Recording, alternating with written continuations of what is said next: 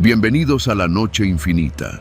Antes de comenzar, cuéntanos en los comentarios desde dónde nos escuchas y qué temáticas te gustaría que exploremos en el futuro. Leemos cada mensaje con atención y siempre tomamos en cuenta sus sugerencias para los próximos relatos. Sin nada más que decir, comencemos. Me llamo Arturo Salgado y desde hace casi 20 años soy chofer de tráiler. He rodado por todo México, desde la Sierra de Chihuahua hasta las selvas de Chiapas. Y aunque muchos creen que el camino es una vida libre, lo cierto es que también es una vida de soledad, de silencios largos y peligros que nadie cuenta. Esta historia ocurrió hace unos años, en la carretera federal número 57, entre San Luis Potosí y Matehuala. Es un tramo que he recorrido tantas veces que podría describir cada curva con los ojos cerrados. En esa ocasión transportaba mercancía para una empresa de electrodomésticos. Llevaba hornos de microondas, licuadoras, cafeteras, puras cosas pequeñas, pero valiosas. El viaje había comenzado en Querétaro y tenía que entregar todo en Saltillo. Mi parada obligada fue en una gasolinera que también tiene un restaurante al lado, de esos donde los camioneros comemos y descansamos. Son lugares con baños de regadera, mesas largas de plástico y meseras que ya se saben nuestros nombres. Yo llegué cerca de las 10 de la noche, después de 12 horas de manejo. Estacioné mi tráiler en la parte de atrás, cerca de la barda, donde siempre hay sombra, y bajé a cenar. Allí me encontré con otro chofer, un tipo alto, delgado, de cara larga y ojerosa. Tenía una gorra gris y una chamarra con el logo de una empresa que no reconocí. Se llamaba Gilberto. Me saludó como si ya me conociera, y aunque al principio dudé, supuse que habríamos coincidido en alguna otra terminal. ¿Vas pa'l norte?, me preguntó mientras ambos esperábamos el menú. A Saltillo, le respondí. Yo también, pero más adelante, hasta Monclova. Cenamos juntos. Hablamos de los retenes, de los robos, del calor de la carretera y de la eterna corrupción. Era buen conversador, aunque algo inquieto. Miraba constantemente hacia la entrada, como si esperara que alguien llegara. Cuando terminamos, se me acercó y me hizo una propuesta. Oye, ¿no podrías hacerme un paro? Tengo unas cajas que no caben en mi unidad y las tengo que entregar mañana sin falta en San Rafael. Está pegado a Saltillo, no te desviarías casi nada. Te las pago en efectivo, hoy mismo. Lo miré con recelo. Me ha tocado cargar cosas ajenas antes y a veces es más bronca de lo que vale. ¿Qué traes en esas cajas? Cables y unos componentes de audio. No pesan ni ocupan mucho espacio. No parecía nervioso ni desesperado, solo insistente. Me ofreció pagarme 2,500 pesos por llevar 3 cajas medianas. Me pareció un buen trato, y como todavía tenía algo de espacio atrás, acepté. Fuimos a su camión. Era un Torton viejo, de esos que ya casi no se ven. En la parte trasera me mostró las cajas. Eran negras, de plástico duro, y estaban selladas con cinta. Me ayudó a subirlas al mío, las acomodamos junto a los electrodomésticos y me dio el dinero ahí mismo, en efectivo. Ahí viene mi encargado en otro coche, me dijo. Por eso me voy antes. Pero tú tranquilo, yo te veo mañana en la bodega de San Rafael. Está pegada a la salida, en la calle de los Naranjos. Vas a ver el letrero. Nos despedimos. Él se fue en su tráiler y yo me quedé a dormir unas horas más antes de continuar. A la mañana siguiente, arranqué rumbo al norte. Todo iba bien. A eso de las 11, ya estaba en los límites de Coahuila. Me desvié en la salida que él me dijo y llegué a San Rafael, una colonia industrial medio polvorienta, de esas que parecen olvidadas por Dios. Busqué la calle de los Naranjos. Encontré el letrero, Almacenadora Torreón, en una barda blanca con letras negras. Entré. Había una pequeña caseta y un hombre con chaleco fluorescente me pidió mis datos. Traigo mercancía para esta bodega y también 3 cajas para un tal Gilberto, que supuestamente me iba a recibir aquí, le expliqué. El hombre revisó su lista y negó con la cabeza. Aquí no tenemos registrado a nadie con ese nombre. ¿Cuál empresa dijo que era? No me dijo, solo que se vería conmigo aquí. Pues aquí no está. y no tenemos entregas programadas para componentes de audio. Lo primero que pensé fue que me había timado. Tal vez las cajas contenían cosas robadas. Tal vez era contrabando. Me empezó a sudar la frente. Le pedí al hombre de la caseta que me dejara estacionar mientras resolvía. Salí del tráiler y abrí la caja para ver las cajas de Gilberto. Las 3 seguían allí, cerradas, sin marcas visibles. Intenté llamar al número que me había dado, pero la llamada no entraba. Me devolvía un mensaje. El número que usted marcó no está disponible. En ese momento, sentí la desconfianza convertida en alarma. Intenté abrir una de las cajas. Tenía cinta industrial muy resistente, así que usé un cuchillo que siempre llevo conmigo. Cuando logré abrirla, me quedé inmóvil. No había cables, tampoco componentes de audio, solo ropa cuidadosamente doblada, pantalones de mezclilla, camisas tipo polo, calcetines, todo limpio, como recién lavado. Y encima, una credencial del INE. No era la de Gilberto, era de un hombre llamado Javier Barrón, con dirección en Monterrey. Pero no solo eso, en la caja también había una billetera vacía, un reloj, un cinturón, unas botas gastadas, todo cuidadosamente guardado, como si alguien hubiera empacado la vida entera de ese tal Javier en esa caja. Abrí la segunda, lo mismo, pero esta vez la credencial era de una mujer, Ana Patricia. Había fotografías de una niña, envoltorios de dulces, incluso un peluche pequeño. Otra vida, empacada y sellada. No abrí la tercera. No podía. Sentía las manos frías, la respiración agitada. Corrí a la caseta y le pedí al guardia que me permitiera llamar a la policía. Le dije que tenía algo extraño en mi carga. Le mostré las cajas. Él también palideció. La policía llegó en menos de 15 minutos. Revisaron las cajas. La tercera también contenía pertenencias personales, pero esta vez de un joven con uniforme de preparatoria. El agente que tomó la denuncia me miró con ojos duros. ¿De dónde sacó esto? Les conté todo.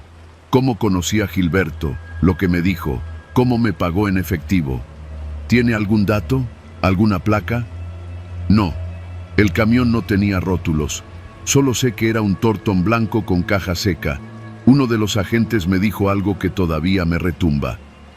En esta zona hemos encontrado varias unidades abandonadas, siempre vacías, sin rastro de los choferes. Esto se parece mucho a otros casos. Me dejaron ir después de varias horas de preguntas. Me dijeron que si recordaba algún detalle más, les llamara. Nunca supe más del caso, ni del tal Gilberto, ni de Javier, ni de Ana, ni del chico de la tercera caja. Pero desde ese día dejé de aceptar encargos de desconocidos. Ya no paro en ese restaurante. Y cada vez que paso por la 57, en el tramo entre San Luis y Matehuala, siento el peso de esas cajas sobre mí. No eran solo pertenencias, eran rastros. Rastro de personas que desaparecieron sin dejar huella, excepto lo que alguien, quizás su asesino, consideró importante conservar. Y me pregunto si Gilberto siquiera era su verdadero nombre.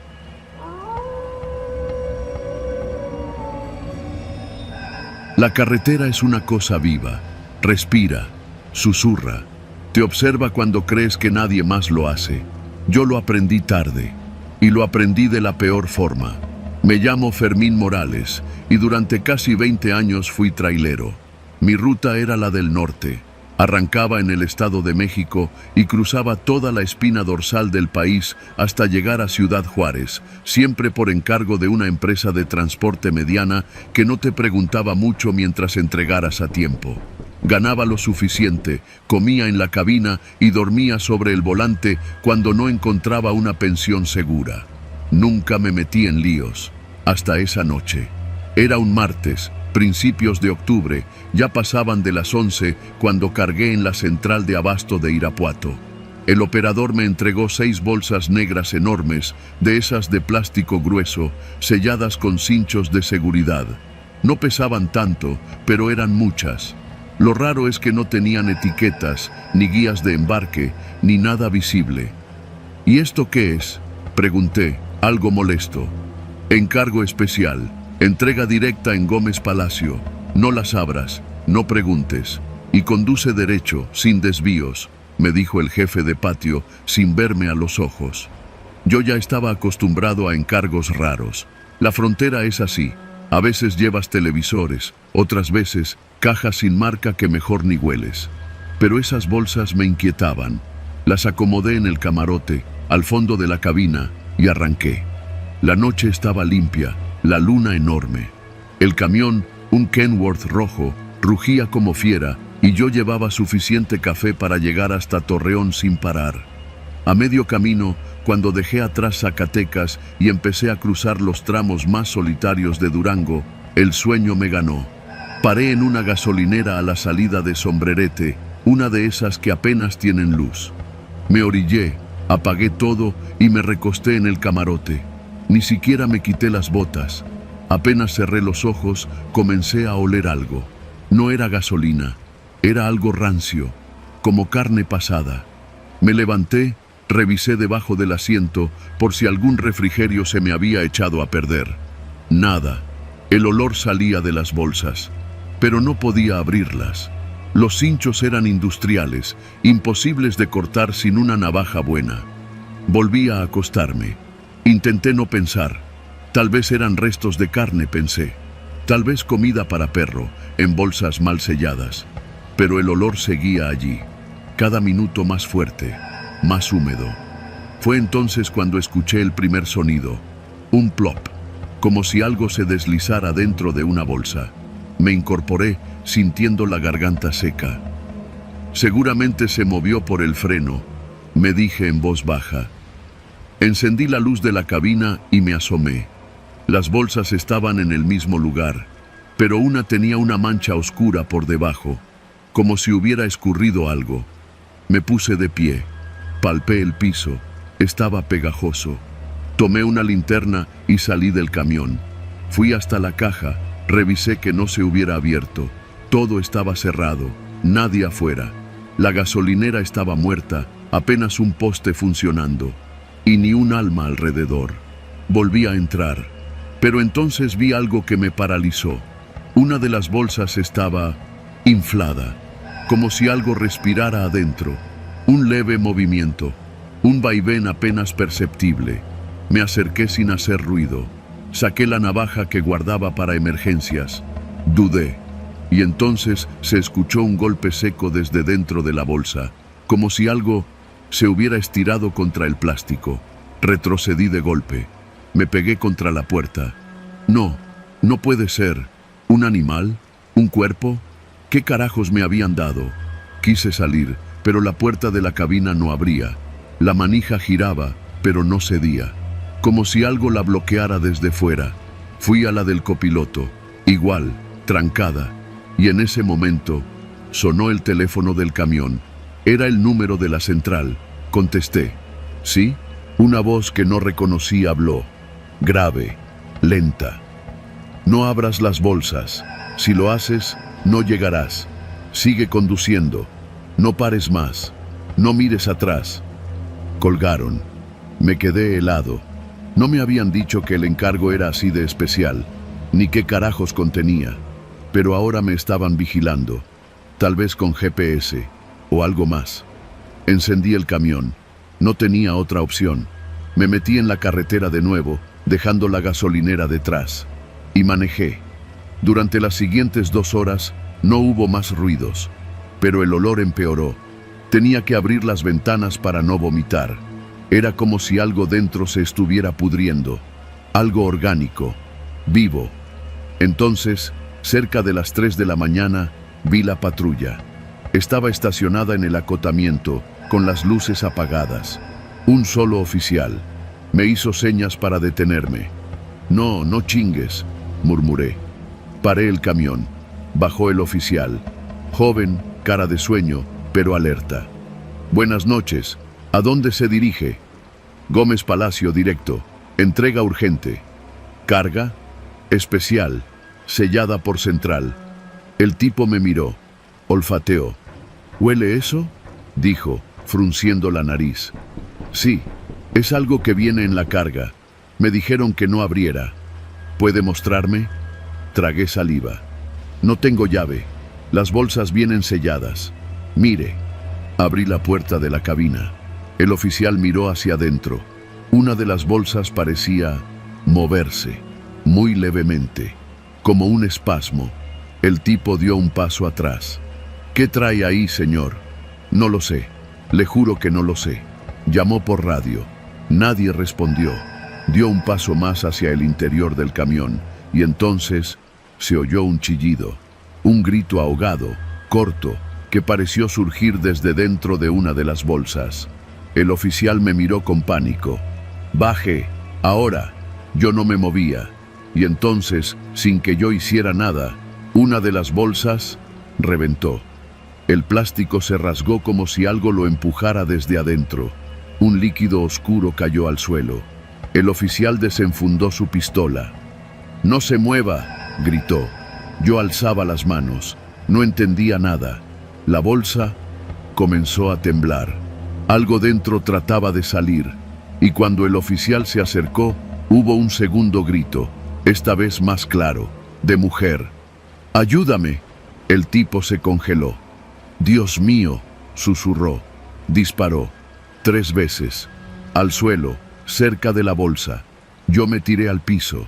Cuando me atreví a mirar, el oficial había vomitado. Estaba blanco.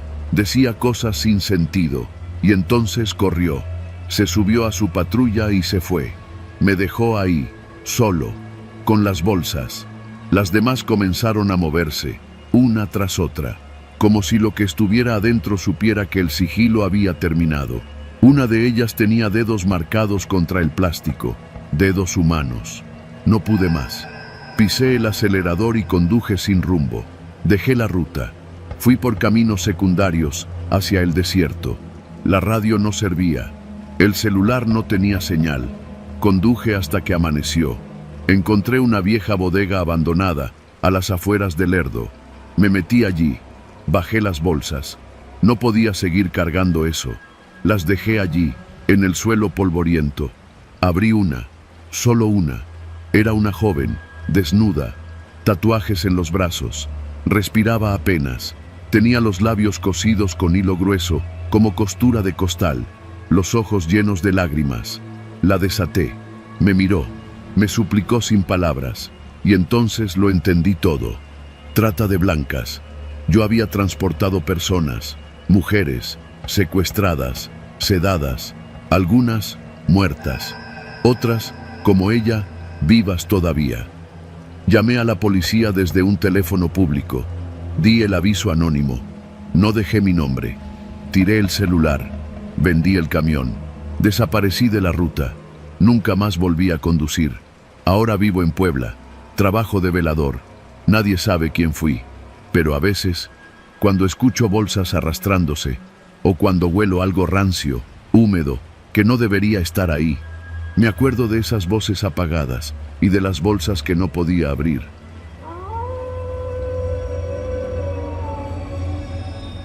Yo me llamo Ignacio, pero todos en la central me decían el güero. Tengo 45 años, piel quemada por el sol y más de 20 años manejando tráileres por todo el país. De Chihuahua hasta Oaxaca me sé los caminos de memoria. Dormir en cabinas, comer en fondas llenas de humo, esquivar retenes y bandas de rapiña, eso es parte del oficio. Nunca fui hombre de miedos, pero esa vez casi no la cuento. Todo empezó en una de esas noches en que uno no tiene más remedio que aceptar lo que le pongan enfrente. Estaba en San Luis Potosí, descansando después de dejar un cargamento en una bodega industrial. Iba rumbo a Veracruz y tenía unas cuantas horas para dormir antes de recoger un embarque de acero laminado. Entonces llegó el encargo, una llamada directa del despachador de la empresa. «Oye, güero, hay un chavo que necesita cruzar a Córdoba. ¿Le das ride?», me preguntó sin rodeos. No me gusta llevar a nadie, menos si no lo conozco, pero el tipo insistió. «Es tranquilo, es primo de uno del sindicato y trae problemas con su familia. No preguntes mucho, no preguntes mucho», frase peligrosa esa. Cuando llegué a la estación de servicio, lo vi parado junto a las bombas de diésel, alto, flaco, con una mochila militar en la espalda. Traía una gorra negra que no se quitó nunca y una chamarra pesada a pesar del calor. ¿Tú eres el güero?, me dijo sin verme a los ojos. Simón, sube. Y subió. Le dije que yo no hablaba mucho cuando manejaba. Me respondió que mejor, porque él tampoco. Silencio entre dos extraños. Eso a veces se agradece, pero con él había algo raro. Manejamos un par de horas en completo silencio. Solo el rugido del motor y el vaivén del tráiler sobre la carretera. Todo iba bien, hasta que paramos a cenar en una fonda de paso. Yo pedí enchiladas potosinas, él solo un café. No lo probó. Se quedó mirando la televisión del fondo, donde daban una nota roja.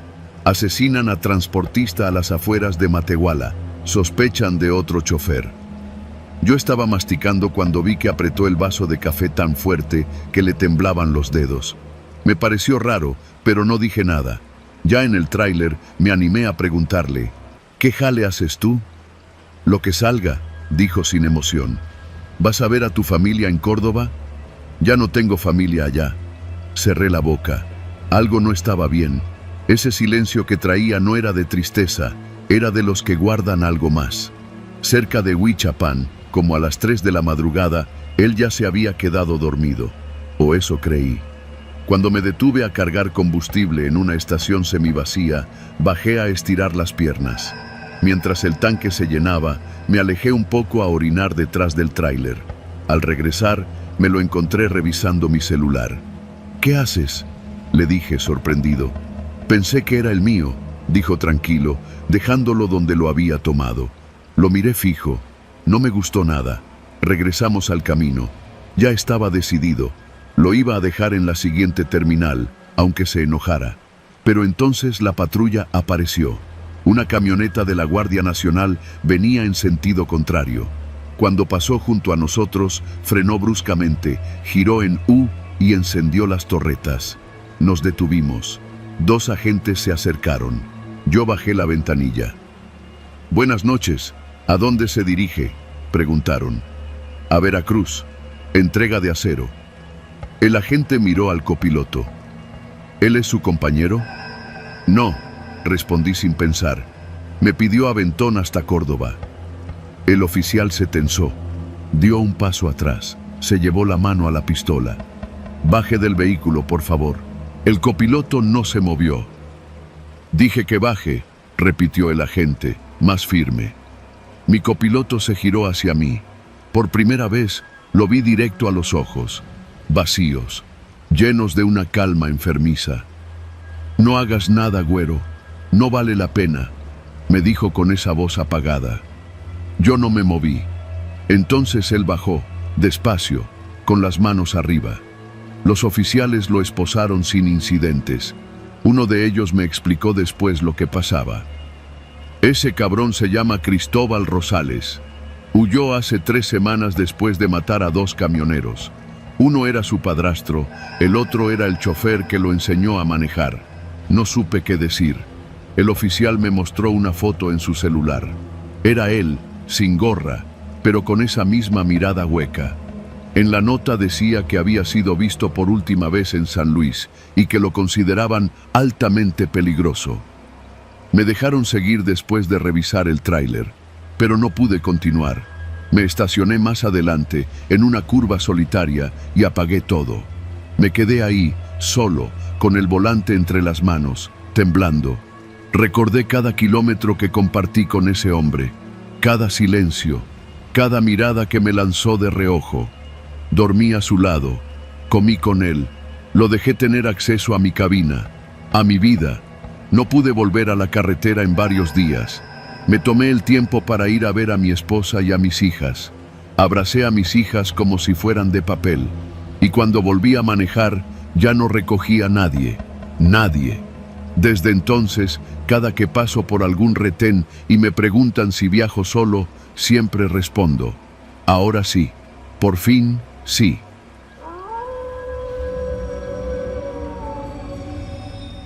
Nunca imaginé que una decisión tan simple como aceptar un cambio de ruta pudiera marcar el fin de todo lo que conocía.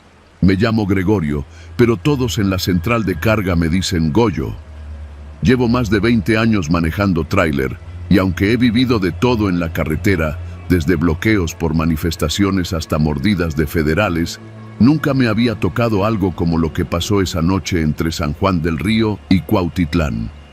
Era viernes, pasaban de las 10 de la noche y ya estaba listo para regresar vacío a Querétaro, cuando uno de los supervisores de patio me alcanzó antes de que saliera de la base. «Oye, Goyo, ¿te avientas una más? Es urgente. Se cayó el chofer del turno nocturno. Es una caja con equipo electrónico. Va para Naucalpan. Entrega directa, bien pagado». Debí haber dicho que no. Ya llevaba más de 12 horas trabajando y el cuerpo me pedía cama. Pero el sobrepago que ofrecían era tentador y me hacía falta. Acepté. El embarque lo subieron rápido. 2 tarimas cubiertas con mantas negras, selladas y aseguradas con cinchos metálicos. Nada fuera de lo común. Firmé la bitácora, programé el GPS y salí con rumbo al Estado de México por la vieja carretera libre para evitar casetas y tráfico. Los primeros kilómetros pasaron sin novedad. Conocía ese tramo de memoria, curvas cerradas, poblados con topes escondidos y paraderos improvisados llenos de camionetas viejas vendiendo café y pan de dulce. El clima estaba seco y no se veía ni un alma más allá del camino. Iba solo, siempre viajo solo, no por gusto, sino por costumbre. Un copiloto, aunque sirva de compañía, es otro riesgo, otro testigo, otro estorbo, otro punto débil. Todo iba en orden hasta que pasé el entronque del kilómetro 67. Vi algo raro en el retrovisor, unas luces. Pensé que era otro tráiler queriendo rebasar, pero no. Las luces se mantenían atrás, a unos 100 metros, constantes. No se acercaban, no se alejaban, solo se mantenían allí, como si me midieran. Toqué el claxon, frené un poco. Nada. Las luces seguían. Tomé mi radio para avisar al siguiente retén, pero solo recibí estática. Revisé mi celular. Sin señal. Ahí fue cuando sentí el primer cosquilleo en la nuca. Uno que no viene del miedo sobrenatural, sino del instinto puro, de ese que solo se forma después de años en carretera. Bajé un poco la velocidad. Encendí las luces interiores de la cabina para verme en los espejos. El camión seguía atrás, pero ahora lo distinguía mejor. Era una caja seca, sin logos, sin placas visibles. No era normal. Aceleré. Cambié a sexta y luego a séptima. El motor rugió, las llantas vibraron. Pero el otro camión hizo lo mismo, pegado, como si fuera mi sombra. Fue entonces cuando lo comprendí. No era un conductor cualquiera, era un robo planeado. Esa forma de seguirme, ese tipo de tráiler sin identificar, era la firma de los bajacargas. Los he oído mencionar en las pláticas entre choferes. Grupos que interceptan camiones, los paran en seco, suben con armas largas, te bajan al monte y si tienes suerte te dejan amarrado. Si no, bueno, nadie pregunta por choferes desaparecidos. Me sudaban las manos. Cada curva se sentía como una trampa. Si me reventaban las llantas o me bloqueaban el paso, estaría perdido. Pasé el letrero que anunciaba la desviación a Tepeji. Ahí tomé una decisión arriesgada. Fingir una falla mecánica. Metí la direccional, jalé el freno de motor y paré a un costado. Apagué luces, bajé rápido. Me oculté detrás de la caja y me agaché entre los arbustos. Lo único que llevaba era mi navaja de emergencia. El tráiler negro pasó de largo. Me quedé allí, jadeando, esperando. Los minutos se hicieron eternos. Escuchaba solo el chirriar ocasional de los insectos y el crujido de ramas. A los 5 minutos lo supe. El camión se había dado cuenta del truco. Iba a regresar. Tenía que moverme. Volví a la cabina, giré la llave. Nada. El motor no respondía. «No jodas», susurré. Sentí el escalofrío real del peligro humano, no de fantasmas ni apariciones, de hombres armados, de amenazas reales. Golpes, golpes en la caja trasera. Me congelé. «Ya bájate, cabrón, abre la puerta o te sacamos a madrazos». Eran mínimo 3 voces. Hombres jóvenes, acelerados, ansiosos. La puerta de la caja rechinó. Uno de ellos estaba trepando. El candado. ¿Lo había asegurado? Los gritos aumentaron. La caja no se abría. «Está con doble seguro. Tráete el soplete». Corrí. No pensé. Corrí monte adentro, dejando el camión, dejando todo. Atravesé el matorral seco, espinas rasgándome los brazos, hasta llegar a una zanja profunda. Me metí ahí, oculto entre la tierra, el corazón golpeándome el pecho como tambor. Los escuché buscándome. Voces lejanas, ruidos metálicos. «No está. Se fue el hijo de puta. Que se largue. Solo abre la carga. Rápido». Pasaron 15, 20 minutos. Luego gritos, luego silencio. Finalmente, el rugido del otro camión alejándose. No salí de la zanja hasta que comenzó a amanecer. Tenía tierra hasta en los dientes y el cuerpo entumido. Volví al camión. Lo habían abierto. Se habían llevado una tarima completa. Dejaron la otra, como si les hubiera faltado tiempo. Rompieron el tablero, arrancaron el GPS, me saquearon todo. Volví manejando con lo que quedaba. Nadie me preguntó mucho. El supervisor solo se quedó viendo el reporte, con una cara que no sabría si describir como pena o desconfianza. «Ya te había dicho que esa ruta estaba caliente, Goyo», fue lo único que dijo. No presentaron denuncia, me descontaron la tarima perdida de mi bono mensual. Y listo, como si nada. Después de eso, dejé la carga nocturna. Ahora trabajo en rutas cortas, repartiendo muebles en Cuautitlán y Tepotzotlán. Poca paga, pero tranquilo. A veces, en la noche, sueño con ese kilómetro 67. Escucho los golpes en la caja, las voces gritando mi nombre. Me despierto sudando. Me asomo por la ventana esperando ver esas luces, fijas, a 100 metros de distancia. Y cuando veo un tráiler sin placas pasar por la calle, cierro las cortinas y no salgo hasta que amanece.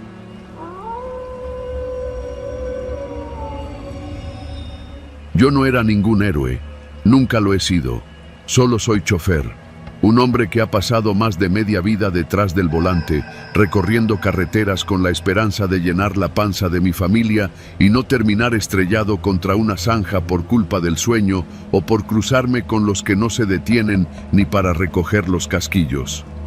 Me llamo Alejandro y conduzco tráiler desde hace más de 20 años. Esta historia no es para asustarte con fantasmas, sino para contarte lo que pasa cuando ves algo que no deberías en un país donde la verdad pesa más que el plomo. Todo empezó una madrugada, cerca del tramo entre Matehuala y San Luis Potosí.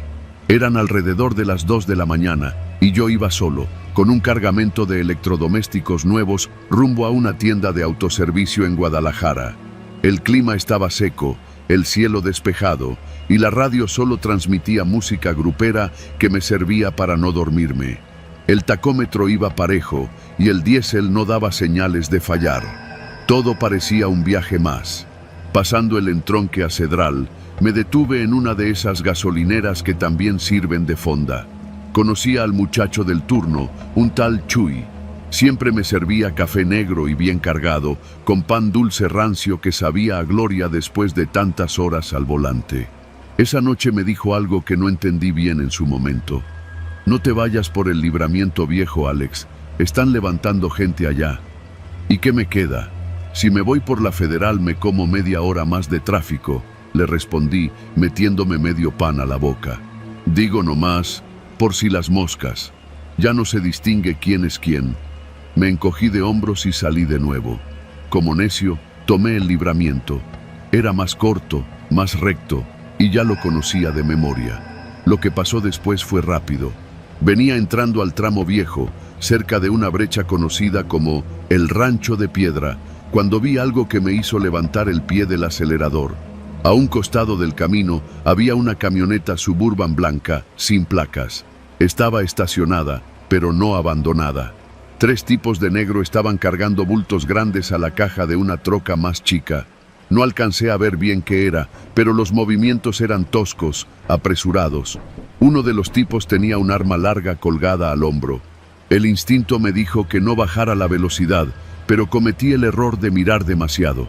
El copiloto de la Suburban me vio directo. Nos cruzamos la mirada solo un segundo, pero fue suficiente. Seguí de largo. Intenté no mirar atrás, pero a los pocos minutos vi en el retrovisor que una camioneta me venía siguiendo. Primero pensé que era paranoia, que seguramente eran otros traileros que habían tomado el mismo camino. Pero no, era la misma troca blanca, sin luces, pegada a mí como si fuera mi sombra. Sentí el sudor correrme por la espalda. No aceleré, no frené, mantuve la velocidad. Sabía que si los provocaba, me alcanzaban en menos de lo que canta un gallo. Y si me detenía, quién sabe. A los 10 minutos me llegó el primer mensaje al celular. Número desconocido. No viste nada, sigue manejando. No contesté. Solo puse el teléfono en silencio y traté de mantenerme frío. Pero los nervios ya me estaban ganando. Llegando a un pequeño poblado, Las Trojes, pensé en meterme a una gasolinera para perderlos. Pero la troca hizo lo mismo. Se estacionó a unos metros, sin bajarse nadie. Compré una Coca-Cola para disimular, saludé al despachador y volví al tráiler. La camioneta me siguió de nuevo. Así se fueron otros 40 minutos. Cuando entré al siguiente tramo de autopista, creí haberlos perdido. Respiré hondo y por primera vez en casi una hora aflojé los hombros. Pero no duró. A las 5 de la mañana, ya entrando a los límites de Guanajuato, se me cerraron. Venían a alta velocidad, me orillaron. Y ahí sí, ya no había nada que hacer. Me obligaron a detenerme. Se bajaron 2 sujetos. Uno golpeó la puerta con el cañón de un rifle. «¡Bájate, pinche curioso!», gritó. Con las manos arriba, bajé del tráiler. Me metieron al asiento trasero de la camioneta sin darme tiempo de decir nada. Me encapucharon. Solo escuchaba el rugir del motor y mis propias respiraciones agitadas. Nos movimos por un buen rato, no sé cuánto. El tiempo se hace chicle cuando no sabes si vas a vivir o morir. Me llevaron a una bodega, eso lo supe por el eco. Me sentaron en una silla y me quitaron la capucha. Frente a mí estaba un hombre alto, con camisa a cuadros y botas de piel de víbora. No gritó, no me golpeó, no al principio, solo me miró. «¿Qué viste?». «Nada», dije sin pensarlo. Iba en la mía, ni me fijé. «Mentira, tú viste». «¿Qué viste?». «Vi unas cajas. No sé qué había dentro, no vi más. No sé quiénes son ustedes». Me pegó con la palma abierta, la clase de golpe que no busca sangre, sino control. «Tú eres de los que piensan que pueden mirar y luego contarle a los demás». «¿A quién más le dijiste?». «A nadie», respondí. Y era verdad. «¿Tienes familia?». Tragué saliva. No contesté. No podía. «Mira, chofer, esto es muy simple. O te desaparecemos aquí mismo, o te callas para siempre. ¿Cuál prefieres?».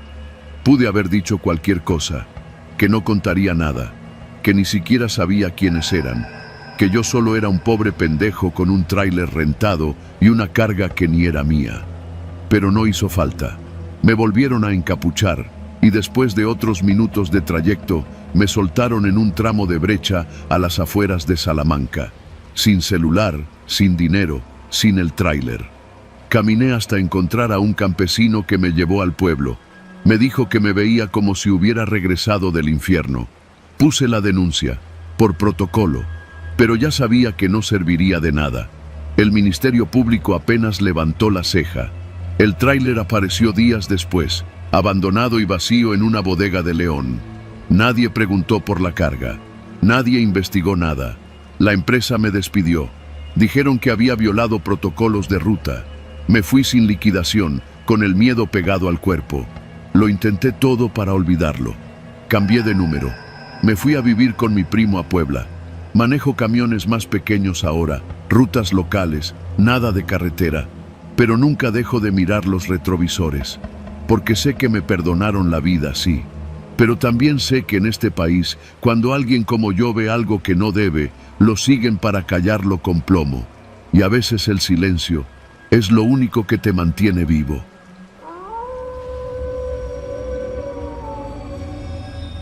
Me llamo Saúl. Llevo manejando tráiler desde hace más de 15 años. He cruzado todo México de punta a punta, de Sonora hasta Chiapas, de Veracruz a Baja California. He visto de todo en la carretera: accidentes, bloqueos, baches que parecen cráteres, animales atropellados y, claro, lo peor de todo, gente. Pero lo que viví hace 2 años, una madrugada en la sierra de San Luis Potosí, no se lo deseo ni al más perro de los traileros. Era principios de noviembre. Había salido desde la central de abastos de Iztapalapa, cargado con toneladas de abarrotes. Mi destino era Monterrey. El trayecto no era desconocido, pero sí traicionero.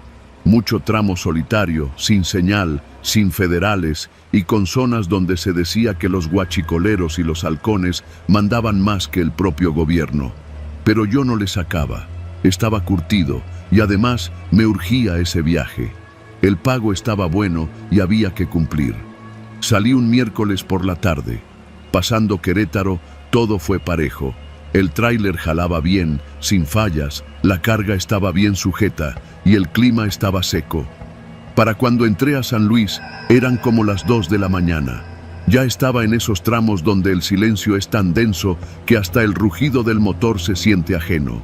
Y fue allí, justo después de pasar un retén abandonado, uno de esos que parecen oficiales pero ya nadie cuida, donde vi el primer detalle raro: una camioneta blanca, sin placas, estacionada a un lado de la carretera, sin luces. Pasé despacio, pensando que quizá necesitaban ayuda, pero nadie salió. Ni un gesto, ni un movimiento, ni siquiera un reflejo de celular.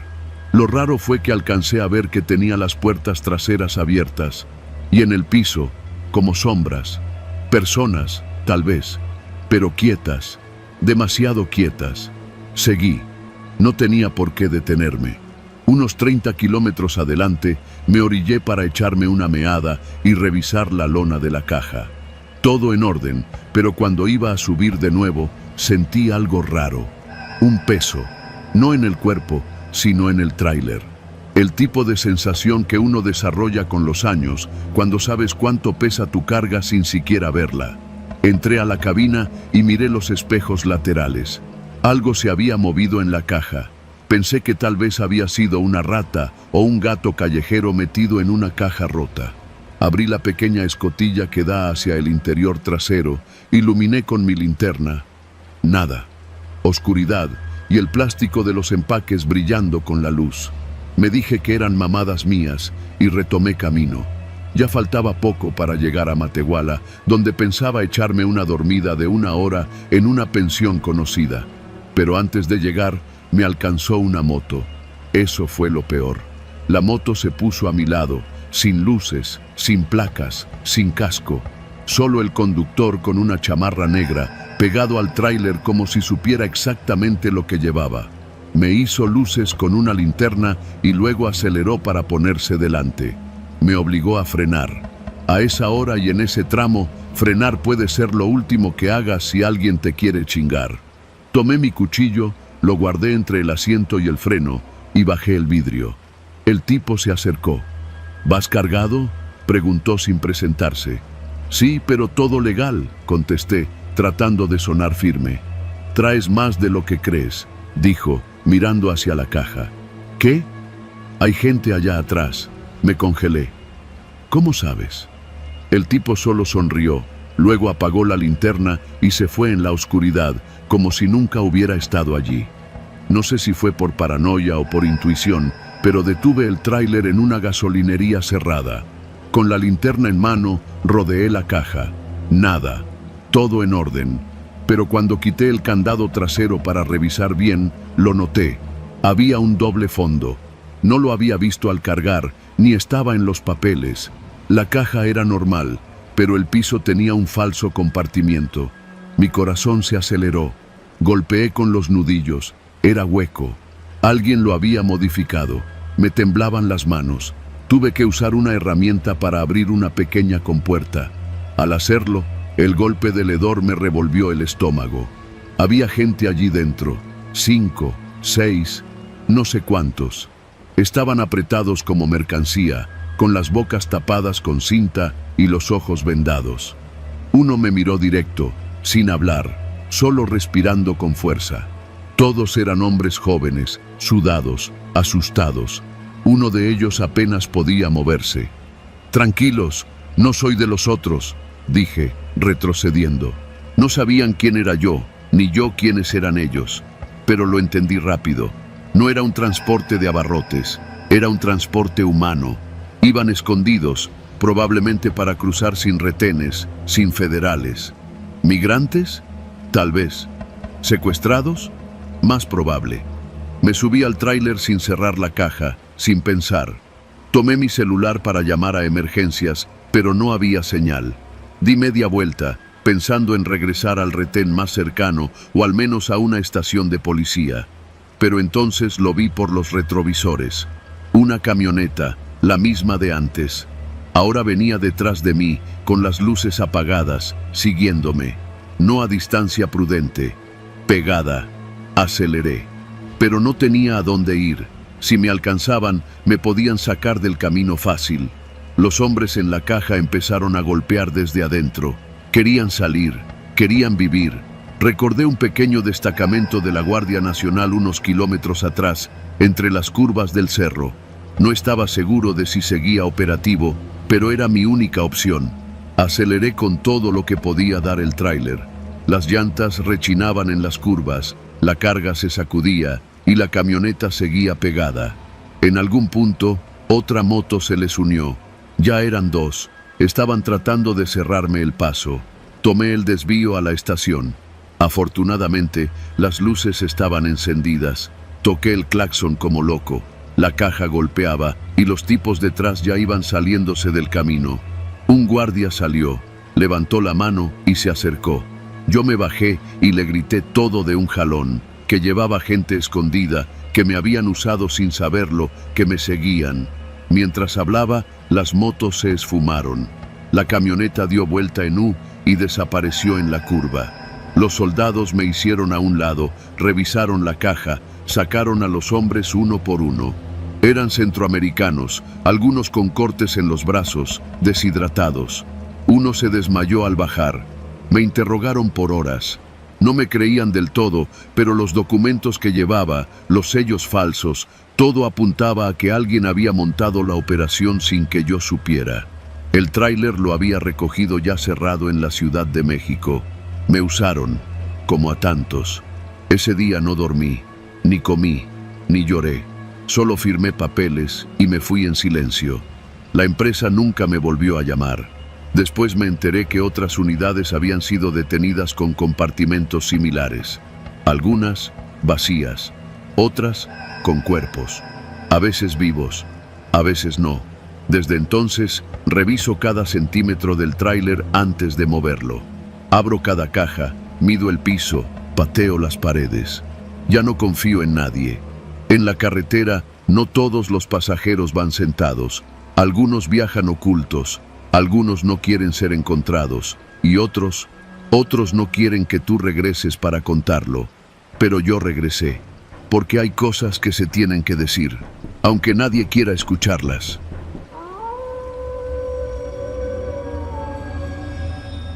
Mi nombre es Julián. Hasta hace poco era un hombre común. Trabajo duro, familia pequeña y deudas, muchas deudas. No soy alguien particularmente inteligente ni ambicioso, pero sí terco, de esos que creen que mientras uno no se rinda, tarde o temprano el mundo afloja. Pero aprendí por las malas que hay gente que no perdona, que el mundo no siempre se ablanda, y que las decisiones desesperadas son como un cuchillo mal afilado, cortan mal pero igual dejan cicatriz. Todo empezó en Apaseo el Alto, Guanajuato. Ahí tengo un pequeño taller mecánico a un costado de la carretera federal 45. Me especializo en frenos de tráileres. Llevaba más de 12 años sobreviviendo de eso. Algunos días ganaba para comer, otros apenas para los cigarros. El problema fue que hace un año me metí con la persona equivocada. Le pedí dinero a un prestamista que se hace llamar El Chino. Ni siquiera es chino, pero todos le dicen así. Al principio fue fácil. Me prestó 150,000 pesos para pagar una deuda con el SAT que me tenía con un pie en el bote. Me dijo que solo le debía regresar 200,000 en 3 meses. Me pareció alto, sí, pero posible. Y ahí cometí el error. Pensé que podría ganarme eso en 3 meses trabajando día y noche. No lo logré. Después vinieron las amenazas.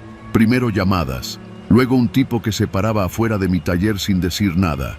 Después, una noche, alguien disparó a la puerta de mi casa. El plomazo apenas atravesó la lámina, pero el mensaje fue claro. Fue entonces que el chino vino en persona. Llegó en una camioneta blanca, polarizada. Bajó solo, como si no necesitara escolta. «Ya me debes 250», me dijo, sin levantar la voz. «Pero no vengo a cobrar. Vengo a darte una salida». Yo no supe si agradecerle o correr. «¿Y cuál es esa salida?». Me miró fijamente y sacó una foto de su chaqueta.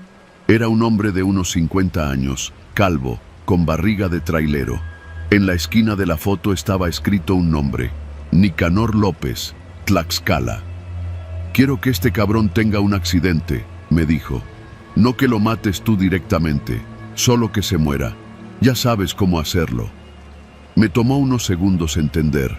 El tipo sabía perfectamente lo que hacía yo en el taller. Y sí, claro que sabía cómo hacer que un camión de 20 toneladas perdiera los frenos después de unos kilómetros. «Es un favor. Tú haces esto y la deuda queda saldada, sin intereses, sin balas. Tú decides». No dormí esa noche. Tenía a mi esposa, a mi hija de 8 años, y tenía a Nicanor, que ni siquiera sabía quién era. Pensé en ir a la policía, pero ¿qué les iba a decir? ¿Que un mafioso me pidió sabotear un camión? ¿Qué pruebas tenía? ¿Una foto? Una semana después, me dieron la dirección de la pensión donde Nicanor guardaba su tráiler. Iba a hacer una ruta Guadalajara-Veracruz, pasando por Celaya. El chino lo sabía todo: dónde comía, en qué pensión dormía, cuánto tiempo se estacionaba, todo. Llegué a la pensión una madrugada. Era uno de esos lugares a la orilla de la autopista, con piso de tierra y farolas que apenas alumbraban. No había guardias. Me colé con una llave maestra y entré al tráiler de Nicanor. Sabía exactamente qué hacer. Quité un pasador de presión en el sistema de frenos traseros. Con eso bastaba. El camión frenaría bien durante un rato, pero al bajar la pendiente en la zona de Maltrata, en Veracruz, los frenos reventarían. Me fui temblando. Vomité al llegar a casa.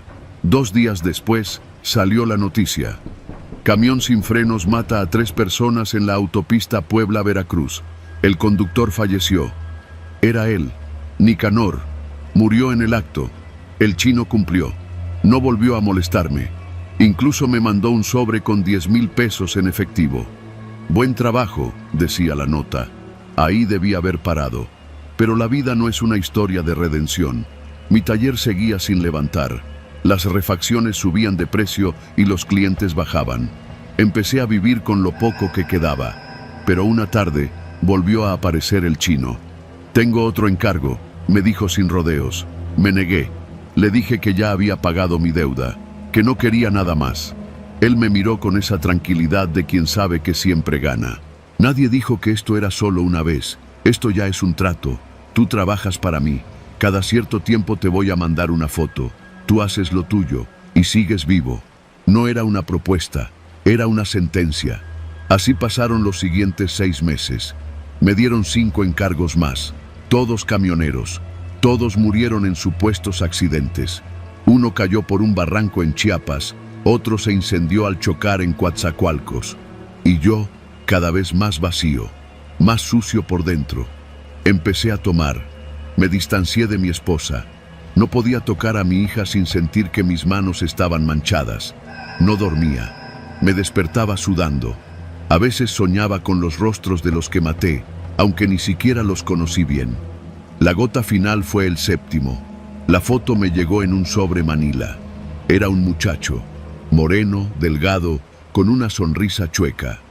Detrás de la foto había una nota: Ignacio Ávila, 20 años, recién contratado por la empresa Transportes del Bajío, camión 402. Me fui en chinga a la central donde cargaban los camiones de esa empresa. Pregunté por Ignacio. Era su primer viaje solo. Tenía 20 años. 20. Apenas un chamaco. Lo vi salir a revisar su camión. Saludaba a todos. Traía una mochila con estampas de Pikachu. Era apenas un niño jugando a ser hombre. No pude. Regresé a casa. Le dije a mi esposa que debíamos irnos. No a otro estado, a otro país, al carajo. Ella me miró sin entender, pero ya no podía explicar nada. Esa noche quemé la foto y al día siguiente me presenté en la Fiscalía de Celaya. Confesé todo. Me encerraron. Estoy escribiendo esto desde una celda de 4x4 en el penal de Valle de Santiago. Me van a juzgar por 6 homicidios, por colaborar con un grupo delictivo, por ser un cobarde. Pero Ignacio está vivo, y con eso me basta. No espero perdón, no lo merezco. Pero si alguien lee esto alguna vez, que sepa que no todos los monstruos lo fueron desde el principio. Algunos, como yo, solo eligieron mal en el momento más débil. Y cuando me llegue el juicio, aceptaré todo. Pero no me arrodillaré otra vez, nunca más.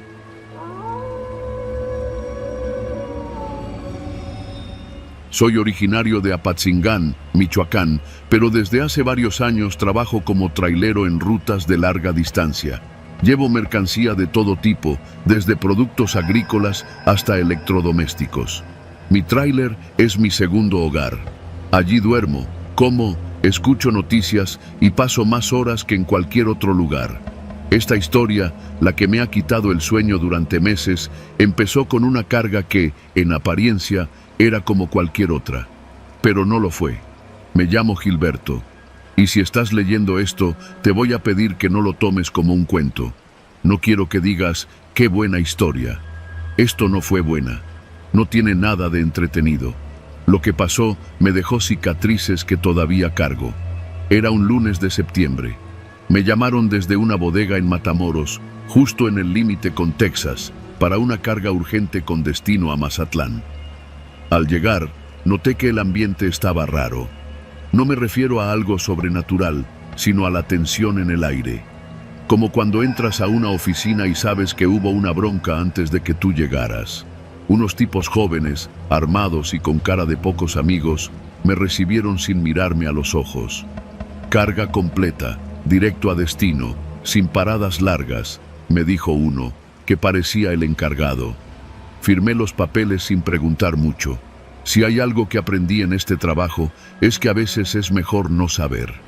Me dieron una caja fuerte, blindada, del tamaño de una lavadora, con sellos en los costados y sin etiquetas visibles. Me dijeron que era equipo electrónico especializado. A mí no me pareció raro. En este país se mueve de todo, y mientras paguen, uno maneja. Me subí a la cabina y salí de la bodega sin mirar atrás. En mi GPS tenía la ruta trazada. Me iba por Ciudad Victoria, luego bajaba por San Fernando, Tepic y de ahí a Mazatlán. En total, más de 1000 kilómetros. Tenía comida, agua, café y diésel suficiente. Pero desde los primeros 100 kilómetros empecé a notar cosas raras, pequeñas pero acumulativas. Primero, una camioneta negra se colocó detrás de mí por casi una hora. No me rebasaba, no se alejaba, solo se mantenía ahí, como pegada a la caja. Luego se desvió por una brecha. Más adelante, en una gasolinera en San Fernando, noté que un tipo con cara tatuada me miraba mientras fingía revisar su moto. No me dijo nada, pero su mirada no era casual. Estaba escaneándome, como si ya supiera quién era yo y qué traía. No me quise sugestionar. Este país está lleno de historias. La mayoría son eso, cuentos. Pero cuando uno se mueve por carretera, sabe que no todo es mito. La frontera está llena de secretos, la carretera también. Pasé Ciudad Victoria por la madrugada. Decidí detenerme 15 minutos en un pequeño paradero conocido entre los traileros como La Gloria, a estirar las piernas y echarme un taco de carne seca con frijoles. Apenas bajé de la cabina, me di cuenta de que algo no cuadraba. 2 trailers estacionados ahí tenían las placas tapadas con cinta negra. Ningún chofer a la vista, ni luces, nadie en la fondita. Y no era tan tarde, serían como las 2 de la madrugada. Me regresé de inmediato al tráiler y seguí el camino. Mejor con hambre que con problemas. Pero lo más cabrón empezó después. Entre San Luis Río Colorado y Tepic, La carretera se hace recta como una flecha, solitaria, sin pueblos cercanos. En ese tramo, cerca de una brecha llamada El Quemado, el GPS me marcó un desvío no programado. Pensé que era una actualización de ruta, algo común cuando hay retenes. Dudé, pero la señal del satélite se mantuvo firme. Tomé el desvío. Después de unos 15 kilómetros, empecé a ver señales de abandono. Vallas caídas, un coche oxidado a la orilla del camino y huellas frescas de llantas, como si alguien más hubiera pasado recientemente por ahí. Pero no vi a nadie, ni un alma. Entonces me detuve. No sé qué fue. Tal vez el instinto, tal vez el silencio anormal. El tráiler vibraba más de lo normal. Bajé de la cabina para revisar las llantas y escuché un sonido seco, como un clac metálico. Pensé que se había roto algo. Caminé hacia la caja y vi una pequeña compuerta trasera abierta. Nunca había notado esa compuerta. No venía en la caja cuando la cargué. Me acerqué con cuidado y miré dentro. Había un paquete envuelto en plástico del tamaño de una mochila escolar. Lo tomé. Era pesado. Y ahí me cayó el 20. Lo abrí con la navaja que siempre cargo. Adentro había varias pistolas, nuevecitas, sin marcas visibles, cada una envuelta en plástico negro. También había cartuchos, decenas. No eran electrónicos, era armamento. Solté el paquete de inmediato. Me temblaban las manos. ¿En qué carajos me había metido? Pensé en regresarme, ir a una comandancia. Pero, ¿y si me seguían? ¿Y si los mismos que me dieron la carga estaban monitoreando todo? ¿Y si ya había cámaras en el tráiler? GPS oculto. La paranoia me comió vivo. Subí de nuevo a la cabina. Decidí seguir hasta Mazatlán, entregar y hacer como que nunca supe lo que transportaba. Total, si me hacían preguntas, negaría todo. ¿Qué pruebas tenían? Yo solo soy un chofer, pero no me dejaron llegar. A la altura de Tepic, una patrulla me detuvo. 2 oficiales de la Guardia Nacional me hicieron señas para orillarme. Tenían caras jóvenes, pero armas largas. Les abrí la puerta sin bajarme. Me pidieron los papeles. Se los di. Todo estaba en orden. Uno de ellos me pidió abrir la caja. Le dije que no tenía la llave. Me miró fijo, como si ya supiera que estaba mintiendo. El otro se acercó por el lado contrario, revisó debajo del tráiler con una lámpara y dijo algo por el radio. Palabras cortas, códigos. Después, todo pasó muy rápido. Unos hombres en una camioneta sin placas aparecieron por detrás, armados. No eran policías. Me bajaron a empujones. Uno me golpeó en el estómago. Me tiraron al suelo. Escuché a uno decir: «Este pendejo ya revisó la carga, hay que hacerlo hablar». Pensé que ahí me quedaba, de verdad. Pero de algún modo, pasó algo que no entiendo. Una camioneta particular, blanca, salió de la nada. Se detuvo en seco. Un tipo de traje oscuro bajó con una placa en la mano. No dijo su nombre, solo mostró un gafete. Les gritó algo en código a los hombres que me tenían, y como si hubieran recibido una orden superior, todos se retiraron, en silencio, en formación. Dejaron el tráiler y desaparecieron. El hombre del gafete se me acercó, me ayudó a levantarme. «Tú no sabes nada de esto, no viste nada, y si quieres seguir vivo, ni siquiera lo pienses». Luego sacó un teléfono, marcó, y en minutos llegaron 2 camionetas más. No de la policía, eran civiles, pero todos estaban armados y coordinados, como si fueran parte de algo más grande, un engranaje invisible. Me escoltaron hasta las afueras de Mazatlán y me dijeron que entregara el tráiler en una bodega específica. Me dieron una dirección, lo hice, nadie me habló, solo firmaron, me sellaron un recibo y me dieron 20,000 pesos en efectivo como bono por cumplimiento. Nunca vi esas caras de nuevo. Desde entonces no he vuelto a cargar cajas sin revisar.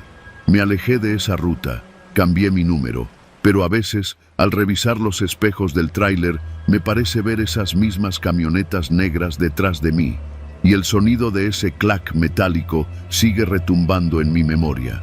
No sé quién me salvó, ni por qué, Lo único que sé es que mi tráiler fue, por una semana, parte del tráfico de armas más sucio que cruza este país, y yo estuve a punto de desaparecer en una brecha sin nombre. Nunca más me detengo en paraderos solos, nunca más ignoro la intuición, porque en esta vida hay errores que se pagan con la vida, y este casi fue uno de ellos.